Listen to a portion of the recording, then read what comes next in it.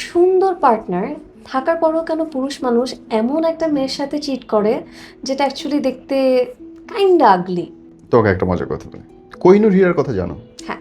আমি রাজ মুকুটটা কেন রাখছি সেটা বলছি। ব্রিটেনের রানীর মুকুটে আছে কোহিনূর, যেটা ইন্ডিয়া থেকে গেছে। হ্যাঁ। কোহিনূরের চেয়েও বড় একটা হিরে বাংলাদেশে আছে, এটা কি জানো?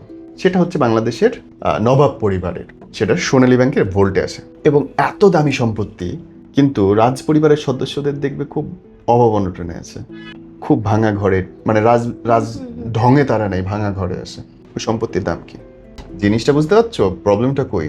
তোমার বউ অনেক ভালো, আমার বউ ভীষণ ভালো, দুনিয়ার সেরা মানুষ, আমার কোনো কাজে লাগতেছে না। মেয়েরা বোঝেই না অনেক সময় যে তার হাজবেন্ডের ডিমান্ড কি, কোন প্যাটার্নে চায়। ভাই, তোমার প্যাটার্ন আমার প্যাটার্ন তো ডিফারেন্ট। তুমি এক ধরনের হিউম্যান, আমি আলাদা হিউম্যান। তোমার রক্তের গ্রুপ, তোমার মা বাবা, তোমার পড়ালেখা, তোমার বড় সব আলাদা, আমার ডিফারেন্ট।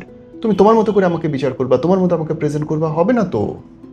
মেশিন তো ডিফারেন্ট দুজনের। সো ওই জায়গাটা বুঝতে হবে যে আমার কাছে 7,000 ধন আছে, আমি সেটাকে ইউজ করতে পারতেছি না, এই 7,000 ধনের কোনো দাম নেই। Got my point? সো সুন্দর কি অসুন্দর সেটা পরের ব্যাপার। হয়তো সুন্দর বউ রেখে অসুন্দর একজনের কাছে গিয়ে সে ওই মনের তৃপ্তিটা পাচ্ছে, যেটা সে তার ঐশ্বরিয়ার কাছে পাইতেছে। ব্যাপারটাকে এরকম করে দেখতে হবে। আল্লাহ এত সুন্দর বউ রেখে যাইতেছে কেন? আরে ভাই, সৌন্দর্য তো ম্যাটার করে না, ম্যাটার তো করে দিল, প্রশান্তি।